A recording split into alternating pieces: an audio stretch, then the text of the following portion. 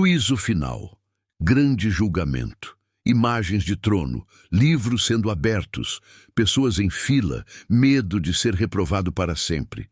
Mas, e se esse grande julgamento não estivesse em aberto até hoje, como se Deus ainda estivesse adiando o veredito da humanidade? E se o juízo final estivesse diretamente ligado àquela geração que rejeitou o Messias, à queda de Jerusalém e ao fim da antiga aliança, e não a um tribunal cósmico ainda no seu futuro?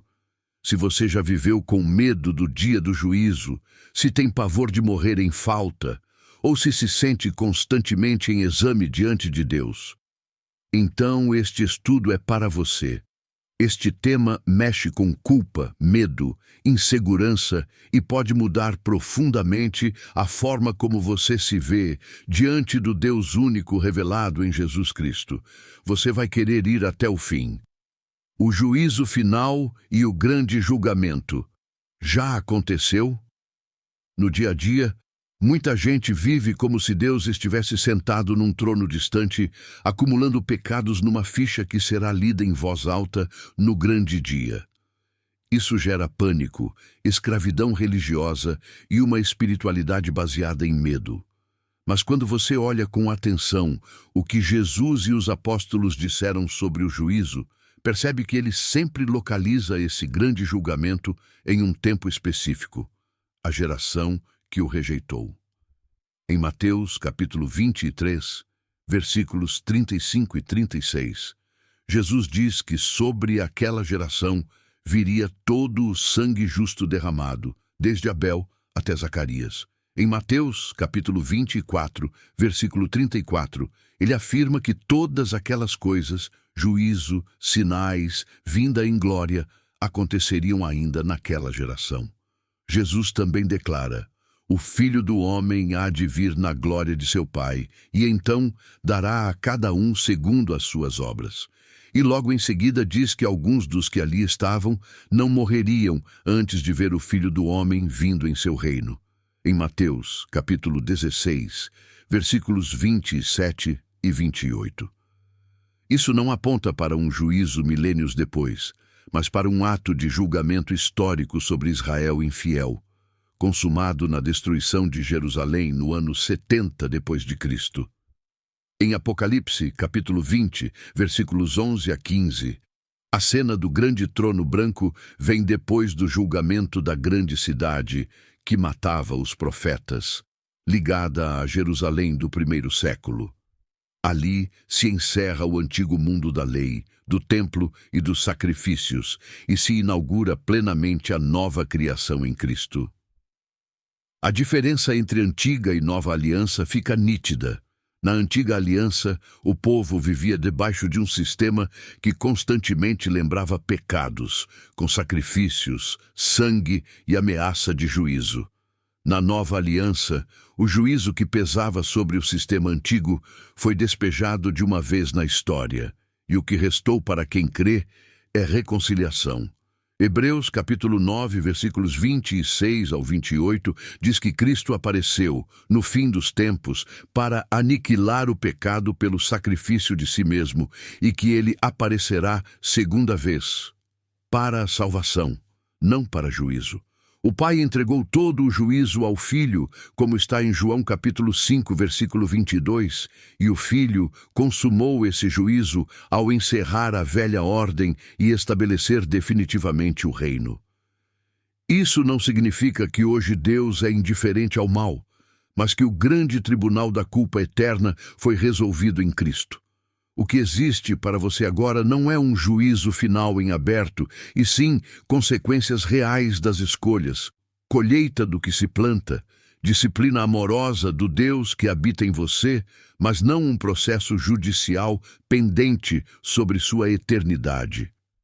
Deus não está esperando você escorregar para te condenar. Ele te chama a viver de forma coerente com a nova criação que já começou. Aplicação prática para o dia a dia. Na prática, isso significa que você pode largar a fantasia de um dia do terror e começar a viver a seriedade da vida agora. Em vez de pensar, no juízo final, Deus vai jogar tudo na minha cara. Você entende que em Cristo o veredito já foi dado, reconciliado, perdoado, feito novo. Isso não te libera para a irresponsabilidade. Pelo contrário, te chama à maturidade. Suas escolhas hoje não estão decidindo se Deus vai te amar, mas estão construindo ou destruindo a sua história, sua família, seus relacionamentos. No dia a dia, isso corrige aquela voz interna que diz: se eu morrer hoje, Deus vai me julgar e talvez eu não entre. Em Cristo, você não vive para tentar garantir vaga num futuro julgamento. Você vive como quem já foi acolhido. E justamente por isso, deseja alinhar pensamentos, emoções e atitudes com a verdade.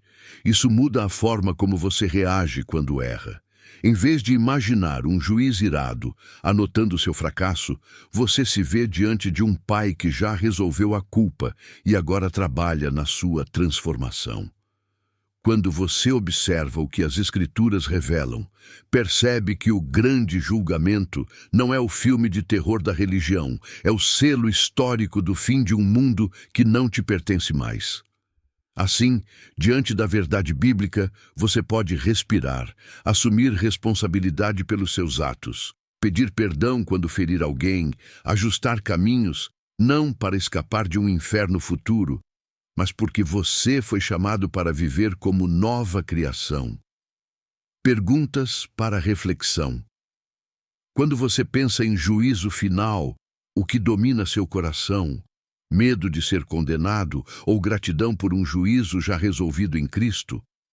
Em quais áreas da sua vida você ainda vive tentando se garantir diante de um tribunal futuro, em vez de descansar na reconciliação já consumada? Que decisões concretas você costuma adiar, imaginando que um dia acerta com Deus no juízo, em vez de ajustar hoje seus relacionamentos, atitudes e escolhas? Como a consciência de que o grande julgamento marcou o fim da velha ordem pode mudar a forma como você lida com culpa e com seus próprios erros? Conclusão e passo concreto. O passo concreto para você hoje é simples. Escolha uma área específica em que você vive com medo de ser reprovado por Deus, um pecado antigo, uma culpa que volta, uma falha recorrente, e em vez de empurrar isso para um dia de acerto de contas, traga isso para a luz agora. Fale com o Deus único revelado em Jesus Cristo. Reconheça o que precisa ser mudado. Peça sabedoria para ajustar atitudes e, se for necessário, peça perdão a quem você feriu. Caminhe como alguém que já passou pelo juízo em Cristo e foi declarado reconciliado, e não como quem ainda espera a sentença. Agradeço por você ter ficado comigo até o final deste estudo. Se essas verdades trouxeram paz ao seu coração e aliviaram o peso do medo do juízo final, inscreva-se no canal. Compartilhe este vídeo com alguém que vive preso à culpa e deixe sua opinião nos comentários. Que o Senhor, o único Deus manifestado em Jesus Cristo, fortaleça a sua fé, traga descanso à sua mente e abençoe você e a sua família. Até o próximo estudo.